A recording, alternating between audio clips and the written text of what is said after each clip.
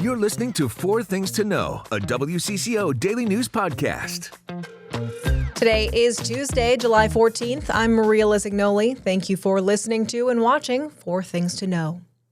Our top story today brings us up north. Minnesota Governor Tim Walz says he thinks we're on the front end of what's going to be a pretty long summer on the wildfire front.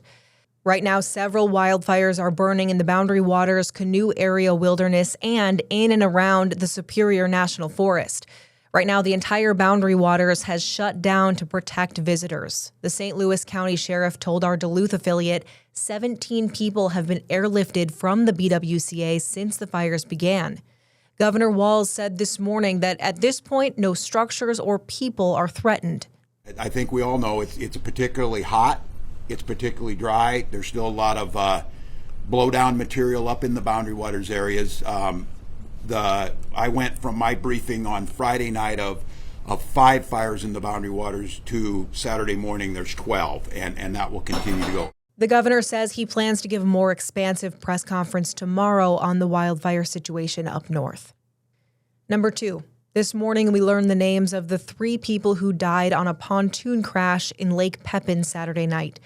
37-year-old Ashley Monson, 52-year-old Manuel De Angel-Sola, and 46-year-old Nicholas Loechler died. They were all from Wabasha. 2 of them were firefighters. On the City of Wabasha's Facebook page, we found a 2022 photo showing Manuel De Angel-Sola and Nick Loechler in firefighter gear. First responders found the pontoon flipped upside down and 3 people clinging to it. Investigators believe the pontoon collided with a barge on the river. Search and rescue efforts went into Sunday, looking for the other 3 passengers. The City of Wabasha called the victims 3 exceptional community members and said they're grieving this terrible loss. Last night, the community held a prayer service for them. Wabasha Mayor Emily Durand was there and spoke about the people they were.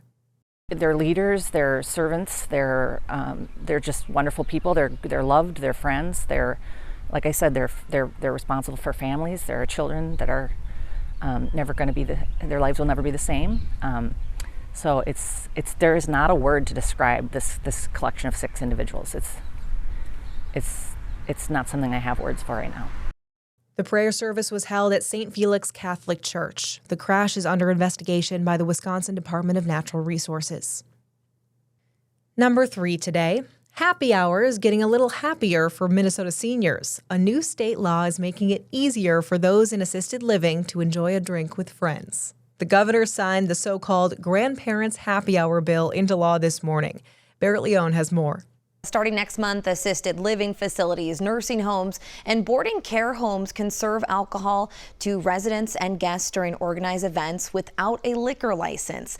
Now, this legislation, dubbed the Grandparents' Happy Hour bill, was signed by the governor this morning, but supporters say it's so much more than happy hour. It's about dignity, choice, and freedom. It restores something small yet meaningful, the simple pleasure of gathering with friends and neighbors over a glass of wine. That's what Anita LeBrun is most looking forward to. You might remember the 82-year-old grandmother.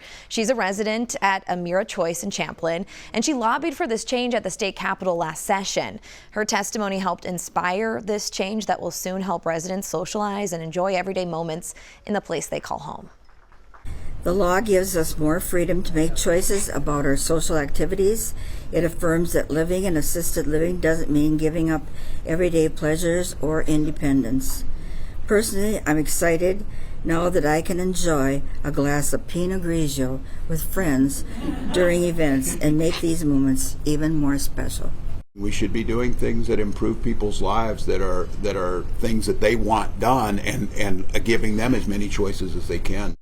So senators taking advantage of this change will need to notify the state and meet safety requirements as well. And this provision is part of a broader liquor license bill that updates licensing for several businesses, attractions, and college campuses around Minnesota.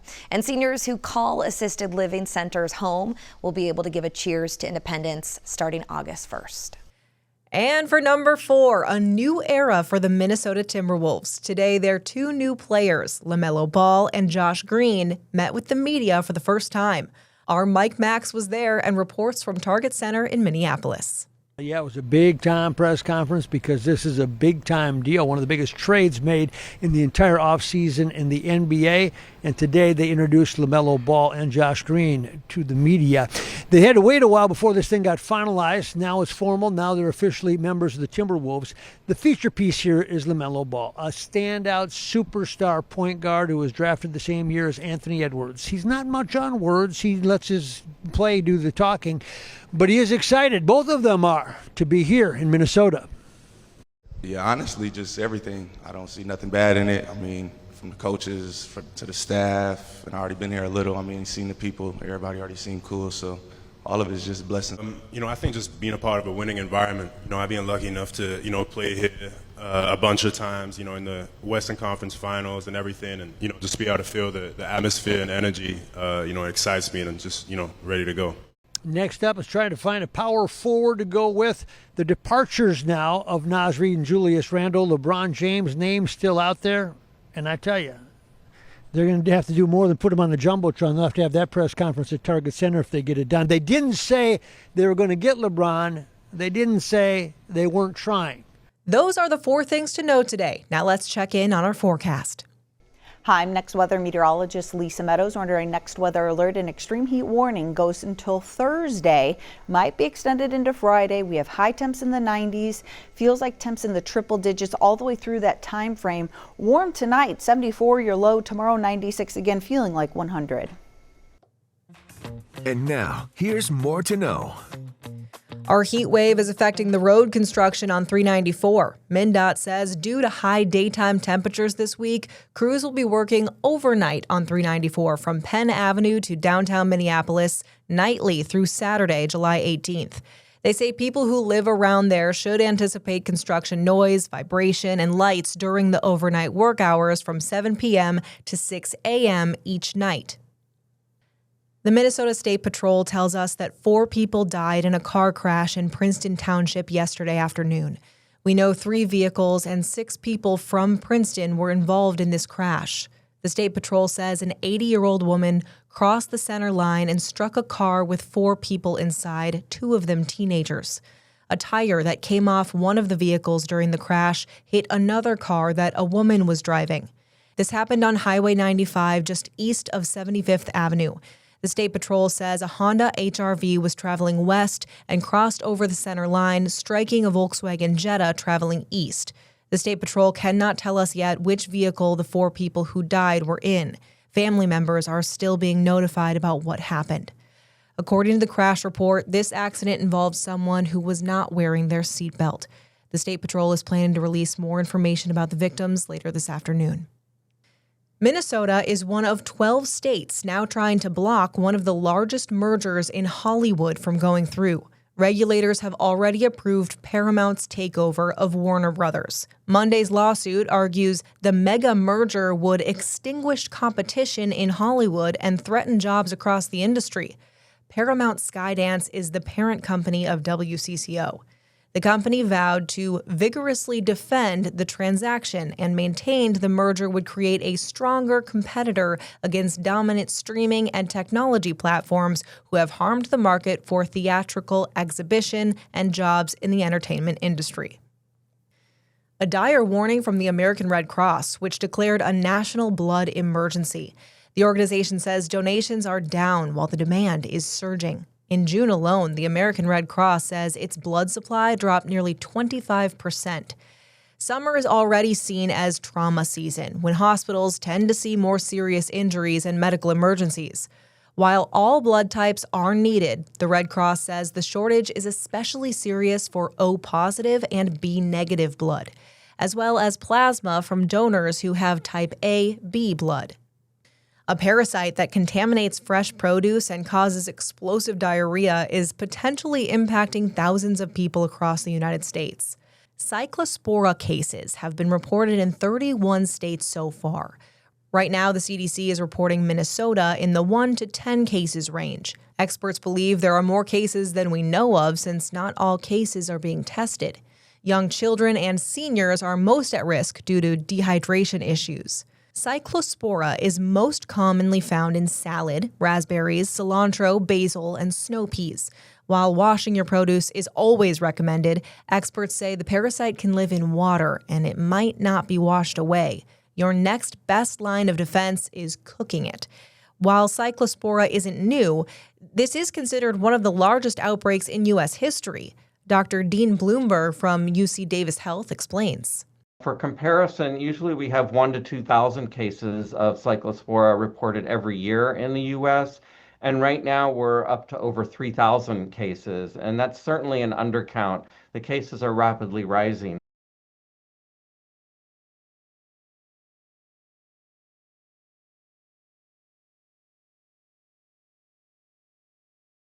This outbreak comes just 1 year after the CDC scaled back monitoring Cyclospora. Beginning in July of 2025, tracking it became optional. Now let's get to some sports headlines. 17,000 athletes from around the globe are here in Minnesota this week, battling it out on the pitch in North America's largest youth soccer tournament. Today is day 1 of 8 for the Target USA Cup at the National Sports Center. But as we're in a next weather alert for heat, safety is of course top of mind. Organizers tell us there are several heat safety measures in place, including mandatory hydration breaks during the game, additional hydration stations, and medical staff on every field who will monitor conditions. They also are going to shorten games by 5 to 10 minutes a half. For Twin Cities Rush, a local club that won the competition in 2025, the heat is making them rethink strategy too. Here's athlete Leah Schmidt. Letting the ball do the work, passing it around people rather than dribbling. The longer you're holding possession of the ball, the more tired you're going to get. So, passing. The first match of the 8-day tournament kicked off today at 7 a.m. Officials say the Target USA Cup brought in over $42 million to the state last year. And of course, the main World Cup is still happening. We are just 3 games away from the next World Cup champion being crowned. That first game is today. France will take on Spain in Dallas. That match is set for 2 p.m. Central Time. Then on Wednesday, England will take on reigning champs Argentina in Atlanta. The Minnesota Lynx beat the Phoenix Mercury last night, and the win brought some new accomplishments to a growing list for star rookie Olivia Miles. Last night, Miles posted a career-high 33 points. If that's not impressive enough, those 33 points are the most by a rookie in franchise history. She also became the fastest player in the WNBA history to reach 400-plus points, 100-plus assists, and 100-plus rebounds. And last night, Miles, along with Kayla McBride, became the first duo in Lynx history to each score 30-plus points in the same game.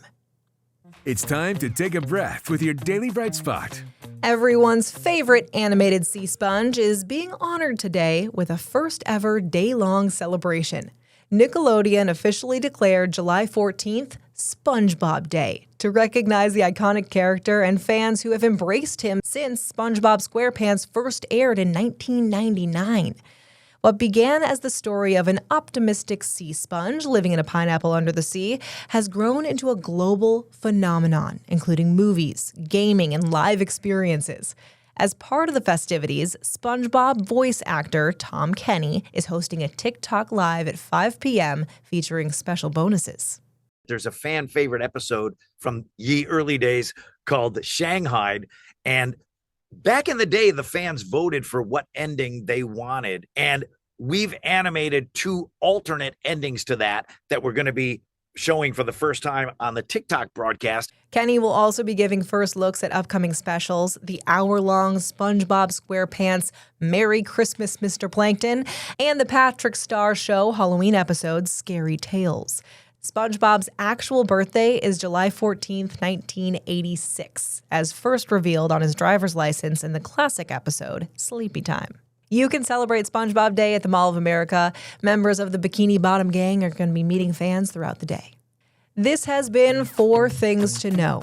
I'm Maria Lizignoli, and I'm here with the news you need every weekday afternoon by 3 o'clock. Listen to 4 Things to Know, a WCCO daily news podcast, wherever you get your podcasts.